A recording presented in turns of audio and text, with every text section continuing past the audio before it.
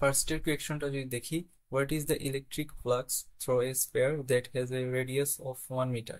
তো এখানে আমাদেরকে ইলেকট্রিক ফ্লাক্স বের করতে বলছে, সুতরাং ফাই এর মান বের করতে বলছে। তো এবং আমাদের স্পেয়ারের রেডিয়াস দেওয়া আছে 1 মিটার এবং আমাদের চার্জের মান দেওয়া আছে +1 মাইক্রোকুলম। তো এখন আমরা সবাই জানি ইলেকট্রিক ফ্লাক্সের ফর্মুলা হচ্ছে ইএ কস থেটা। তো এখানে থেটা হচ্ছে আমাদের ইলেকট্রিক ফিল্ড এবং এরিয়া ভেক্টরের মধ্যবর্তী অ্যাঙ্গেল। কিন্তু আমাদের এই কোয়েকশনে কোনো অ্যাঙ্গেল দেওয়া নেই, সুতরাং আমরা বাই ডিফল্ট ধরে নিতে পারি থেটা ইজ ইকুয়াল টু আমাদের 0 ডিগ্রি। সুতরাং এখানে যদি আমি cos 0 ডিগ্রি বসাই, থাকে আমাদের শুধু ই এ। এইখানে এইখানে হচ্ছে এ হচ্ছে আমাদের এরিয়া, যেহেতু গোলক বলা হয়েছে আমাদের অবজেক্টটা, সুতরাং এরিয়ার ফর্মুলা হবে গোলকের জন্য 4 পাই r স্কোয়ার। এবং ইলেকট্রিক ফিল্ডের ফর্মুলা আমরা সবাই জানি এই Q divided by r square. এখানে আর এর কিউ এর মান দেওয়া আছে, আর এর ভ্যালু দেওয়া আছে, এখানে আর এর ভ্যালু দেওয়া আছে, শুধু ক্যালকুলেশন করলে আমরা ইজিলি ইলেকট্রিক ফ্লাক্স বের করতে পারি। এই যে এখানে ফর্মুলা, ফার্স্টে আমরা ইলেকট্রিক ফিল্ডের ভ্যালু বের করছি, দেন আমরা জাস্ট ক্যালকুলেশন করে আমরা ইলেকট্রিক ফ্লাক্সের। তো এখন আমরা সেকেন্ড কোয়েকশন দেখবো। তো এখানে বলা হয়েছে a closed surface in the shape of a cube in a uniform electric field oriented parallel to the x axis. তো এখানে এটা বোঝার আগে আমরা যে একটা জিনিস দেখি, আমরা জানি কোন একটা সারফেসের এরিয়া ভেক্টরের ডাইরেকশন কোন একটা সারফেসের সবসময় লম্ব বরাবর থাকে। অর্থাৎ এই যদি একটা সারফেস, এর এরিয়া ভেক্টরের ডাইরেকশন হবে সবসময় লম্ব বরাবর, অর্থাৎ পারপেন্ডিকুলার। এখন যদি আমরা থ্রি ডি অবজেক্ট নিয়ে কাজ করি, থ্রি ডি অবজেক্টের ক্ষেত্রে এরিয়া ভেক্টরের ডাইরেকশন হবে সবসময় বাইরের দিকে, লম্ব বরাবর থাকবে ঠিক আছে, কিন্তু সবসময় বাইরের দিকে থাকবে।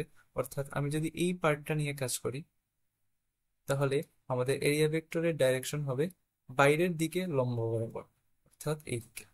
সেম ভাবে আমি যদি এই পার্টটা নিয়ে কাজ করি, এরিয়া ভেক্টরের ডাইরেকশন হবে বাইরের দিকে কিন্তু লম্ব বরাবর। সেম ভাবে এই এই পার্টটা নিয়ে যদি কাজ করি, আমাদের এরিয়া ভেক্টরের ডাইরেকশন হবে বাইরের দিকে কিন্তু লম্ব বরাবর। সেম ভাবে এটার জন্য বাইরের দিকে লম্ব বরাবর। এই হচ্ছে আমাদের থ্রি ডি অবজেক্টের ক্ষেত্রে এরিয়া ভেক্টরের ডাইরেকশন। এখন যদি আমি এই থ্রি ডি অবজেক্টের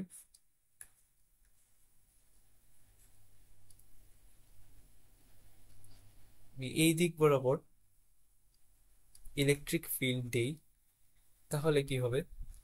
তো এখানে যদি আমি এই পার্টটা নিয়ে, এই পার্টের এই সাইডের নাম দিলাম আমি এ, এবং এই পার্টের নাম দিলাম আমি বি, এই পার্টের নাম দিলাম আমি সি।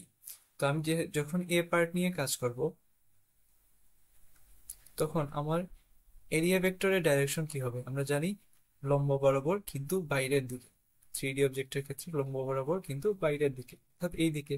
এবং আমরা জানি ইলেকট্রিক ফিল্ড যেহেতু দেওয়া আছে এই দিকে, সুতরাং ইলেকট্রিক ফিল্ড যাবে এই বরাবর, এবং আমার এরিয়া ভেক্টর যেটা এটাও যাবে এই বরাবর। সুতরাং এর মধ্যবর্তী ডিগ্রি কত? 0 ডিগ্রি। সেটা হবে আমাদের 0 ডিগ্রি। কোন পার্টের জন্য? আমাদের এ পার্টের জন্য। আচ্ছা, এখন যদি আমি বি পার্টকে চিন্তা করি, তো সেম ভাবে এখানে আমরা জানি থ্রি ডি অবজেক্টের ক্ষেত্রে এরিয়ার ডাইরেকশন হবে বাইরের দিকে কিন্তু লম্ব বরাবর, অর্থাৎ বাইরের দিকে এই দিকে লম্ব বরাবর, অর্থাৎ এই জন্য এরিয়ার ডাইরেকশন এই দিকে। তো এখন যদি আমি এই পার্ট বি পার্টের জন্য লিখি, তাহলে আমাদের এরিয়ার ভেক্টরের ডাইরেকশন হচ্ছে এই দিকে এবং ইলেকট্রিক ফিল্ডের ডাইরেকশন হচ্ছে আমাদের এই দিকে। সুতরাং এর মধ্যবর্তী অ্যাঙ্গেল কত হচ্ছে আমাদের 180 ডিগ্রি। সুতরাং আমাদের বি পার্টের জন্য আমাদের থেটা হচ্ছে 180 ডিগ্রি। সেম ভাবে আমরা যদি সি পার্ট নিয়ে কাজ করি, সি পার্টের জন্য আমরা জানি যে ইলেকট্রিক এরিয়া ভেক্টরের ডাইরেকশন বাইরের দিকে কিন্তু লম্ব বরাবর, অর্থাৎ এই দিকে।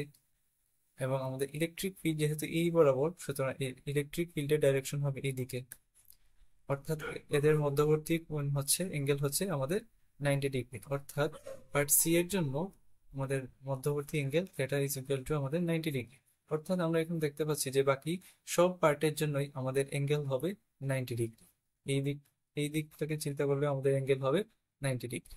আচ্ছা, তো এখন আমরা তিনটা পার্ট যদি নিয়ে কাজ করি, তো এখন আমরা সবগুলা পার্টের জন্য যদি ইলেকট্রিক ফ্লাক্স বের করতে চাই, তাহলে আমরা পার্ট এ এর জন্য যদি আমরা ইলেকট্রিক ফ্লাক্স বের করি, তাহলে আমরা জানি ই এ কস থেটা। তো পার্ট এ এর জন্য, অর্থাৎ ই পার্টের জন্য আমরা জানি theta is equal to 0 degree. সুতরাং, এবং যেহেতু এই অবজেক্টটা আমাদের ইকুয়েশনে কিউব দেওয়া আছে এবং প্রত্যেকটা ইয়ের লেন্থের ভ্যালু হচ্ছে এল, সুতরাং এটার এরিয়া হবে এল স্কোয়ার। এখানে হবে ই এল স্কোয়ার। যেহেতু আমাদের cos 0 ডিগ্রি, cos 0 ডিগ্রি সমান সমান আমরা জানি 1, সুতরাং এখানে ই এল স্কোয়ার। এটা কোন পার্টের জন্য? এই পার্টের জন্য। এবং এখন যদি আমরা বি পার্টের জন্য চিন্তা করি, তাহলে এখানে কি হবে? পাই ইজ ইকুয়াল টু আমাদের ই এ ই এল স্কোয়ার কস 180 ডিগ্রি। আমরা সবাই দেখছি যে বি পার্টের জন্য আমাদের থেটা হচ্ছে 180 ডিগ্রি, সুতরাং 180 ডিগ্রি। তো 180 ডিগ্রি সমান সমান আমরা জানি -1, সুতরাং আমরা এখানে পাচ্ছি আমাদের মাইনাস ই এল স্কোয়ার। এবং আমরা যদি পার্ট সি এর জন্য চিন্তা করি, অথবা বাকি সবগুলো পার্টের জন্য চিন্তা করি, সি পার্টের জন্য যদি আমরা চিন্তা করি, তাহলে আমরা বলতে পারি যে ই এল স্কোয়ার cos 90 ডিগ্রি। তাহলে cos 90 ডিগ্রি ভ্যালু কত? আমরা জানি 0, সুতরাং এই পুরো পার্টটা আমাদের 0 হয়ে যাবে। সেম ভাবে আমরা বাকি পার্ট সবগুলোর জন্য, যেহেতু বাকি যেগুলো পার্ট আছে সেগুলো সবার জন্য যেহেতু 90 ডিগ্রি, সুতরাং বাকি সবার জন্য ইলেকট্রিক ফ্লাক্স হবে 0 ডিগ্রি। এখন আমরা যদি নেট ফ্লাক্স বের করি, তাহলে আমরা কি পাই? যেহেতু আমাদের বাকি সবগুলো 0, শুধু আমাদের এটা আছে ইএল স্কোয়ার এবং মাইনাস ইএল স্কোয়ার, এই দুইটাই শুধু থাকে। সুতরাং আমাদের নেট ইলেকট্রিক ফ্লাক্স হবে ইএল স্কোয়ার মাইনাস, সুতরাং আলটিমেটলি আমাদের ইলেকট্রিক ফ্লাক্স হয়ে যাবে 0। এইটাই দেওয়া আছে আমাদের ইয়েতে। ফার্স্টে আমাদের এইটার জন্য থেটা 180 ডিগ্রি, এর জন্য মাইনাস ইএল স্কোয়ার। 0 ডিগ্রি যেহেতু, এখানে প্লাস ইএল স্কোয়ার। আলটিমেটলি আমরা নেট ফ্লাক্স যে সময় বের করবো এই ফোর্সটাই।